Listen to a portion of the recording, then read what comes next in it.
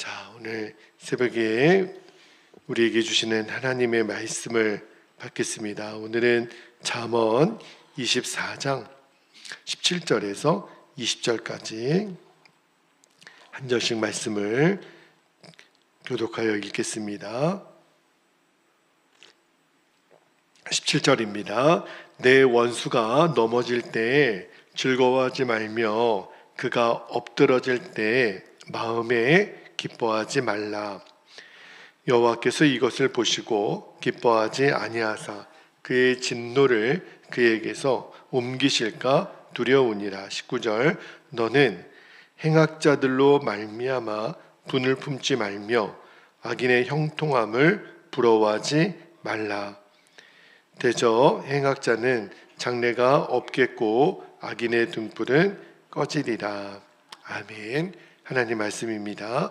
자, 오늘 새벽에는 19절 후반부에 있는 악인의 형통함을 부러워하지 말라. 오늘 설교 제목이 되겠고요.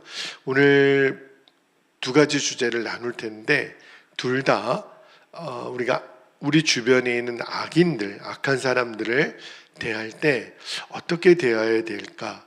두 가지 태도를 좀 나누도록 할게요. 자, 첫 번째 주시는 말씀의 진리는 그가 원수일지라도 끝까지 사랑하는 것을 포기하지 않는 겁니다. 우리 주변에 나를 힘들게 하고 어렵게 하고 억울하게 하는 사람들이 있죠.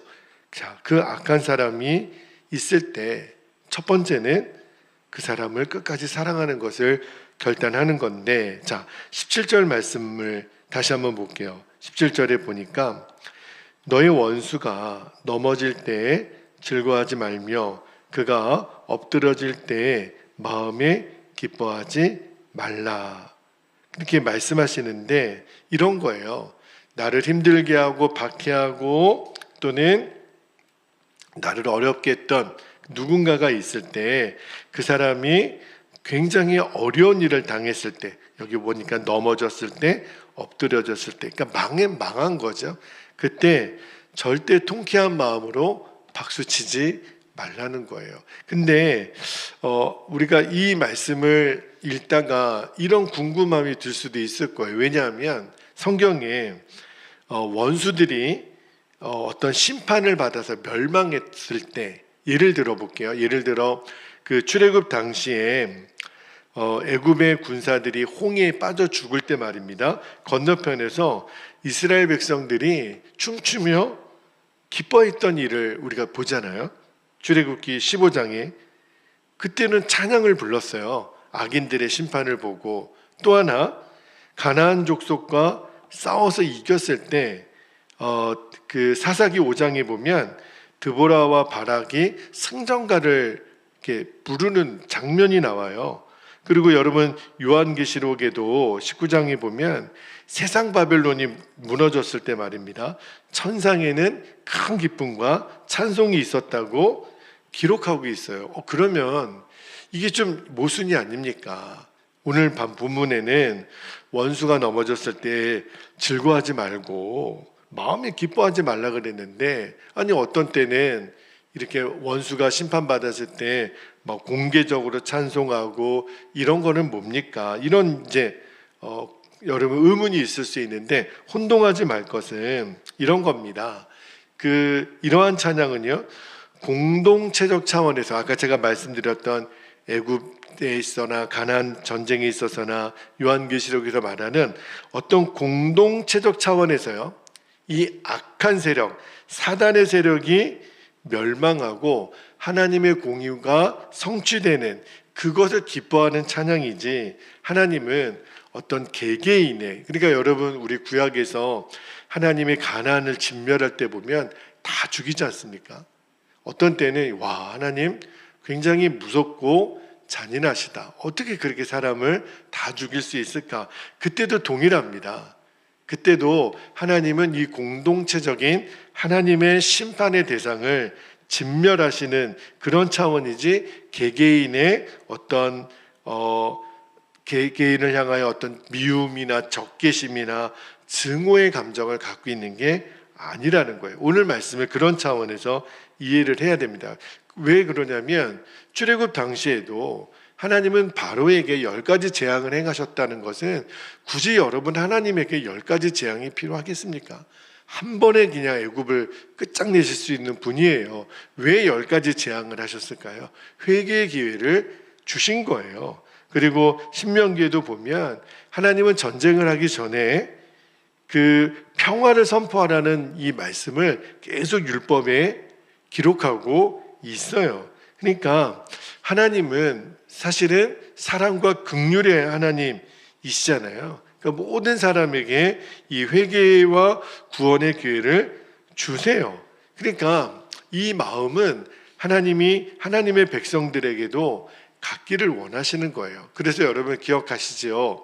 사울이 다윗을 그렇게 죽이려고 했었죠. 그런데 다윗 입장에서는 사울 왕이 정적이었거든요. 근데 결국은 사울이 죽었다는 이야기를 들었을 때 다윗이 어떻게 반응했는지 기억하시죠? 통곡하고 울었어요. 그때 오히려 기뻐하고 아주 즐거워해야 되잖아요. 원래는 인간의 마음이라면. 근데 그 다윗의 통곡은 누구의 마음이냐면 하나님의 마음이에요. 여러분, 예수님도 자신을 죽이고 십자가에 못 박으려고 했던 그 동족 이스라엘 백성들을 위해서 예수님 우시지요. 그 눈물이 있으셨어요. 사도 바울도 그렇게 핍박하고 죽이려고 했던 동족 유대인들을 위해서 얼마나 눈물로 기도하기를 쉬지 않았는지 우리가 기억하잖아요. 그리고 결국은 여러분 나중에 사울이 다윗에게 뭐라고 고백하냐면 너는 나보다 의롭다. 그리고 십자가에서 예수님 이제 죽으시고 그 백부장의 고백을 우리가 기억하잖아요. 그는 의인이요 하나님의 아들이다. 로마의 백부장도 그거를 알았다고요. 그러니까 말씀을 묵상하면서 주시는 마음이 우리는 우리에게 잘하고 선대하는 사람에게만 우리가 잘하고 우리도 그에게 사랑을 베푸는 것뿐만 아니라 악한 자들, 우리 주변에 있는 악한 자들에 대하여도 우리가 그러면 너가 한 대로 나에게 잘한 사람만 잘해주고 나를 힘들게 하는 사람에게 악하게 대하는 이 편협한 마음을 내려놓아야 한다는 겁니다. 오히려 마태복음 5장 44절에 보면 예수님 이렇게까지 말씀하세요. 자, 마태복음 5장 44절 함께 읽겠습니다. 시작. 나는 너희에게 이르노니 너희 원수를 사랑하며 너희를 박해하는 자를 위하여 뭐하라고요? 기도하라. 굉장히 중요한 말씀이에요. 이 악인을 대하는 태도에서 한 걸음 더 나아가는 겁니다. 악한 자들의 그 무너짐을 기뻐하지 말라 하는 것을 더 나아가서 예수님은 그를 사랑하고 기도하라. 말씀 한 구절만 더 볼게요. 로마서 12장 20절도 한번 볼게요. 자, 같이 읽겠습니다. 시작. 내 원수가 줄이거든 먹이고 목마르거든 마시게 하라. 그리함으로 내가 숯불을 그 머리에 쌓아 놓으리라. 진짜 이거는 인간의 그 본성으로는 할 수 없는 사랑이에요. 원수가 줄이거든 먹이고 목마르거든 마시게 하라는 거죠. 그러니까 이게 무슨 말이냐면 악한 자라 할지라도 그를 향한 사랑의 마음을 닫지 말라는 거예요. 왜?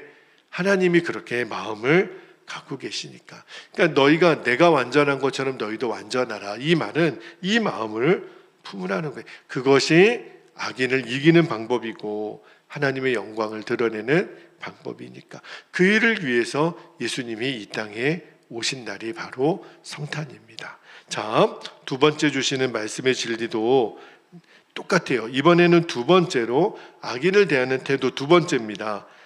악인들의 형통을 부러워하는 것은 내 스스로의 어리석음을 드러내는 것이라는 것을 좀 나눌게요. 그러니까 첫 번째는 그 악한 자들을 사랑하고 선대하는 거지만 또 하나의 악인을 대하는 태도 중에 절대로 악인의 형통을 부러워하지 말라는 거예요. 자, 19절 말씀도 다시 한번 볼게요. 19절에 보니까 너는 행악자들로 말미암아 분을 품지 말며, 여기까지는 그 앞에 말씀하고 똑같잖아요. 17절하고. 근데 여기 이런 단서가 하나 있어요. 악인의 형통함을 부러워하지 말라. 여기 19절 중간에 보면 분을 품지 말라. 여기 분을 품다라는 말 표현하고 뒤에 부러워하다, 이게 나란히 있는 걸로 보면은 이 분을 품는 거, 우리가 어떤 때는 아주 정의로운 분노심이 일어날 때가 있죠. 어떻게 이렇게 질서를 어길 수 있나, 저런 죄를 지을 수 있나. 어떤 때는 우리가 정의감에서 나오는 분노가 있는데, 이 19절에 이 분을 품다라는 거는 뒤에 부러워하다라는 말 때문에 신은 이거는 비교의식에서 나온, 어떤 질투에서 나온 그런 불평과 분노를 말하는 거예요. 그냥 건강한 분노가 아닌 거죠. 여러분, 요 악인의 형통을 부러워하지 말라는 표현이 제 기억으로도 잠언을 읽으면서 한 3번, 4번은 나왔던 것 같아요. 여러분도 그 기억이 나실 거예요. 악인의 형통함을 우리가 부러워하지 말라는 표현이 오늘 말씀만 아니고 또 시편이나 또 예언서들이나 쭉 보면 그렇게 하나님 앞에 왜 악인들이 이렇게 잘 삽니까? 하나님의 백성들은 고난을 당하는데 시편이나 예레미야나 하박국에 보면 그런 주제를 가지고 그 선지자들이 이야기를 하잖아요. 왜 그렇게 이야기를 반복해서 하냐면 예나 지금이나 악인의 형통을 보고 부러워하는 자들이 있다는 거예요. 그게 아직 그 믿음으로 악인의 형통이 소화가 안 되니까. 그러니까 나는 이렇게 힘든데, 나는 말씀 지키고 살고자 애쓰는데, 그런데도 이렇게 힘들고 가난하고 어려운데 저렇게 거짓과 불법과 아주 악을 행하는 자들이 저렇게 떵떵거리면 잘 사는 것이 이해가 안 되는 거예요. 여러분, 그럴 때가 있잖아요. 우리는 진짜 하나님 말씀대로 열심히 이렇게 애쓰고 정직하게 성실하게 살아가는데 우리 주변에 저렇게 살면서도 어떻게 저렇게 잘 살까? 이해가 안 될 때가 있잖아요. 그러니까 이 인생의 지혜를 다룬 잠언에서 이렇게 이 말씀이 계속 반복되는 것은 그만큼 악인의 형통을 이해하지 못해서 부러워하고 내 처지를 한탄하는 사람들이 많구나. 근데 그게 결국은 오늘 말씀의 핵심이 뭐냐면 그게 바로 어리석은 생각이라는 거예요. 악인의 형통을. 왜냐하면 왜 악인의 형통을 부러워하면 안 되는지 간단하게 다시 한번 좀 말씀을 나누면, 첫 번째는요, 악인의 형통으로 상징되는 이 부나 재물이나 권세나 명예나 이런 것들은 일시적이에요. 그것들이 영원한다면 악인의 형통을 부러워할 만하죠. 그러나 그거는 잠깐이에요. 그리고 그것들이 우리에게 진짜 행복을 가져다 주는 게 아니라는 것을 솔로몬이 알죠. 보통 잠언도 그렇고 전도서도 솔로몬이 많이 기록을 하지요. 그런데 특히 전도서에서 솔로몬이 뭐라고 그러냐면 그런 악인의 형통함을 솔로몬도 가져봤어요. 그랬더니 나중에 이게 얼마나 헛된 것인 거를 알았던 거죠. 악인의 형통, 잠깐 있다가 사라지는 안개와 같다는 거예요. 그리고 악인들에게는 결정적으로 평강이 없어요. 자, 이사야 48장 22절을 한번 볼게요. 이사야 48장 22절에 보니까 여호와께서 말씀하시되 악인에게는 뭐가 없다고요? 평강이 없다 하셨느니라. 임마누엘 예수님을 마음에 영접한 자들에게는 평강이 있지만 악인들에게는 평강이 없어요. 또 하나, 왜 우리가 악인의 형통을 부러워하면 안 되냐면, 만약에 악인의 형통함을 부러워하면 그러면 나는 뭐예요? 나는 굉장히 약하고 열등한 사람이 되는 거예요. 그러면 여러분 생각해 보세요. 하나님이 내 아버지이신데 온 우주를 창조하셨을 뿐만 아니라 온 우주의 만왕의 왕이신 그 하나님이 내 아버지인데, 여러분 생각해 보세요. 뭐 적절한 비유가 될지 모르겠지만 내 아버지가 우리나라 최고 기업인 어떤 뭐 S 회사의 회장이라고 한번 봅시다. 그런데 내가 그 동창회에 나가서 나는 요즘 너무 가난하고 너무 경제적으로 힘들어. 그러면 막 그렇게 이제 이야기하고 다닌다는 이야기를 그 대기업의 총수회장인 아버지가 들었다면 그 아들이 친구들한테 난 가난하고 요즘 너무 힘들고 경제적으로 너무 곤란해. 있을 수가 없는 일이잖아요. 그러니까 하나님이 내 아버지신데 내가 악인들의 형통을 보고 부러워하는 자들이 되면 나는 뭐예요? 나는. 그죠? 그러니까 이거는 하나님의 그 은혜를 사실은 어떤 의미에서는 모독하는 것과 똑같아요. 그리고 마지막 결정적으로는 왜 악인의 형통을 부러워하면 안 되냐면, 여러분, 이 땅에 일어나는 모든 일은 궁극적으로 하나님의 뜻과 계획에 의해서 진행이 되잖아요. 하나님의 허락하심이 아니면 되어지는 일은 결코 없습니다. 그러니까 악인의 형통함을 잠깐 하나님이 허락하셨다면, 근데 사실은 그것도 하나님이 허락하심이라기보다는 세상 공중권세를 잡은 그 마귀의 영향력이라고 보는 게 훨씬 맞죠. 그러나 그 또한 큰 범위에서 하나님의 허락하심이라면 거기에도 하나님의 분명한 뜻이 있다라는 것. 그래서 우리가 구할 것은 먼저 그의 나라와 의를 구하는 겁니다. 만약에 하나님의 뜻이 그렇게 정해져 있는데 우리가 이해는 할 수 없죠. 사실 욥이 이해가 됐겠습니까? 정말 고난당한 하나님의 자녀들 중에 그것이 잘 이해가 되어서 그 고난을 견뎌낸 사람들이 얼마나 되겠어요. 그러나 마음속에 믿음이 있었죠. 이 시간이 지나면, 이 때가 지나면, 이 사건이 지나면 하나님의 뜻은 이루어질 거야. 그렇게 믿음의 선배들은 받았죠. 그러나 이해가 안 된다고, 왜 악인의 형통함을 허락하셨느냐고 막 하나님께 대드는 것은 그게 내가 스스로 하나님처럼 되고자 하는 생각이죠. 내 뜻대로 안 된 거니까. 내가 마치 하나님의 그 주권자적인 하나님의 절대 권세를 내 것이냐 판단하는 거. 그러면 내가 하나님보다 더 높아지려고 하는 욕심인 거죠. 이해가 안 돼도 하나님은 여러분 우리의 이해의 대상이 아니죠. 우리의 신뢰의 대상이죠. 그래서 우리가 하나님의 뜻을 겸손히 구하고 악인들의 형통 앞에서 우리가 오히려 그를 부러워할 필요가 없는 거예요. 여러분, 이세벨의 그 측근들 중에 바알과 아세라의 선지자들이 있었잖아요.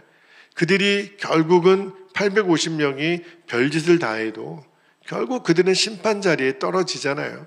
그들을 부러워할 이유가 없어요. 어제도 말씀드렸지만 하만이 모르드게를 죽이려고, 이스라엘 백성들 죽이려고 장대를 세웠죠. 결국 어떻게 돼요? 지가 그 장대에 달리잖아요. 그러니까 우리가 그 겉모습만 가지고 악인들의 형통을 절대로 부러워할 이유가 없습니다. 진짜 잠깐이에요.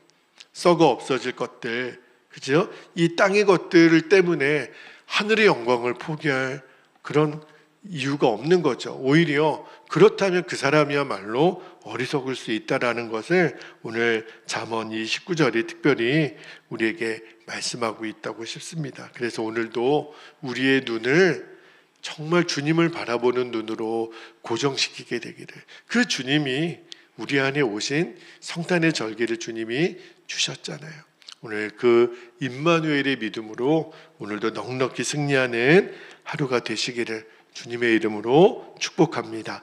자, 오늘도 두 가지 기도 제목을 붙잡고 우리가 기도하기를 원합니다.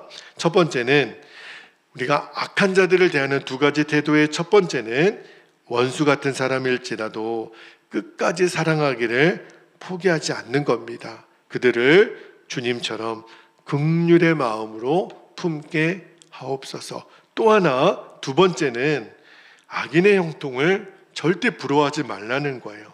그러면 하나님의 마음을 진짜 아프게 해드리는 일인 것을 우리가 꼭 기억하고, 악인의 형통 앞에 우리가 오히려 의연하게, 그리고 하나님의 뜻을 우리가 기다리며 하나님의 뜻을 구하는 저와 여러분 되시기를 이 시간 주님의 이름을 간절히 부르고 통성으로 기도하겠습니다.